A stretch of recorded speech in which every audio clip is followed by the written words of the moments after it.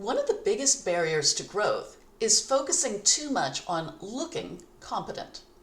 Because when protecting your image becomes the priority, learning is taking a back seat. Most people want to be seen as capable, knowledgeable, and effective. That's normal. But that desire can work against us.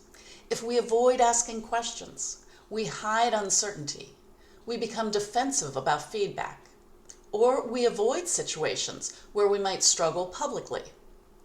The problem is that growth usually requires the opposite. It requires being willing to not know, to make mistakes, to hear difficult feedback, to admit when something isn't working.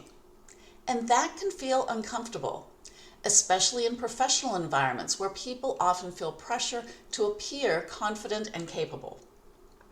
The people who improve the most are not the ones pretending to have all the answers. They're the ones asking better questions. They actively look for blind spots. They invite feedback. They're willing to rethink their assumptions. And they separate "I made a mistake" from "I am a failure." That mindset creates room for improvement.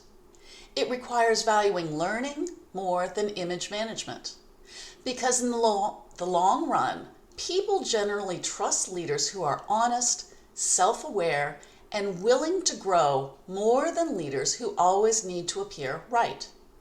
Looking good can protect your ego in the short term, but being willing to learn, adapt, and improve, that's what actually builds credibility over time.